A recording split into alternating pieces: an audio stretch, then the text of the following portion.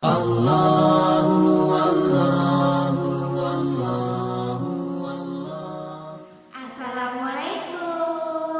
Selamat pagi anak ustazah. Alhamdulillah kita masih diberi kesehatan sehingga anak ustazah bisa ketemu lagi dengan Zah Ocha dan Zah Susi.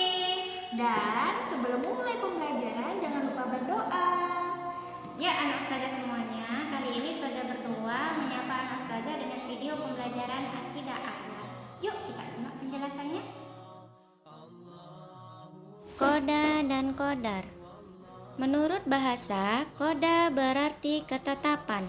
Sedangkan menurut istilah, suatu ketetapan dari Allah atas makhluknya. Menurut bahasa, kadar berarti ukuran. Menurut istilah, ukuran yang telah ditetapkan oleh Allah kepada makhluknya sesuai dengan usaha dan upayanya dalam berusaha. Dalil koda dan kodar terdapat dalam Al-Quran Surah Al-Hadid ayat 22 dan Al-Quran Surat Ar-Ra'd ayat 11. Jadi, koda dan kodar yaitu segala ketetapan dan ketentuan dari Allah yang sudah ditentukan kadar dan ukurannya pada setiap masing-masing makhluk Allah. Contoh koda dan kodar yang pertama, rezeki. Artinya, Allah sudah menentukan rezeki seseorang itu dengan ukuran tertentu. Yang kedua, usia. Artinya, Allah sudah menentukan usia seseorang itu berusia berapa. Yang ketiga, kematian. Artinya, Allah sudah menentukan dan mengatur kapan seseorang itu meninggal. Koda dan kodar biasanya juga kita sebut dengan takdir. Nah, takdir ada dua nih. Yang pertama, takdir mubram. Artinya, takdir yang tidak bisa dirubah. Contoh, kematian, jodoh, musibah.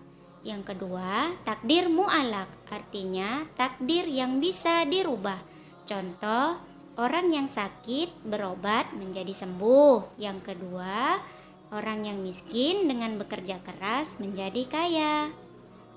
Semua akan berubah dengan usaha dan berdoa. Hikmah koda dan kodar. Yang pertama, terhindar dari sifat sombong dan putus asa. Hal ini sesuai dengan sabda Rasulullah yang diriwayatkan oleh Muslim. Yang kedua, optimis dan giat bekerja. Hal ini sesuai dengan firman Allah dalam surah Al-Qasas ayat 77. Yang ketiga, melatih diri untuk banyak bersyukur dan bersabar dengan mengucapkan Alhamdulillah dan Astaghfirullah.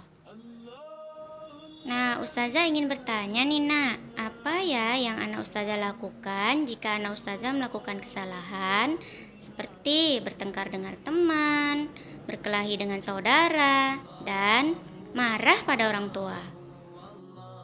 Maka bersegeralah beristighfar dengan mengucapkan Astaghfirullahalazim.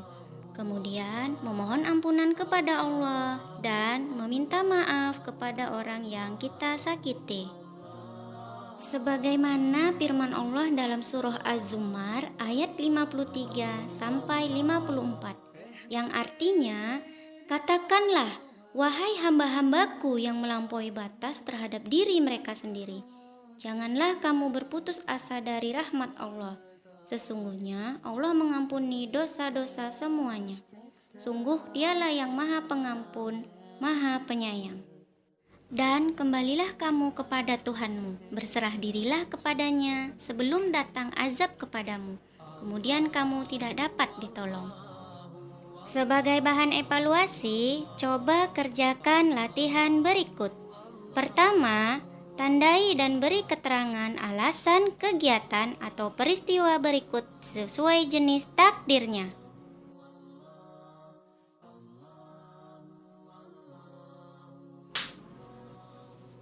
Kedua, coba renungkan kesalahan atau dosa yang telah Ananda lakukan hingga kini.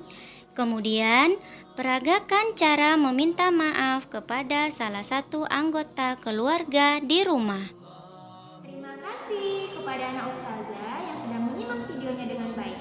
Ustazah harapkan anak-anak ustazah bisa mengerti dan memahami materi kita hari ini ya nak ya.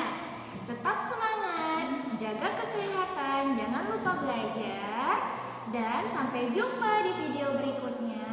Assalamualaikum.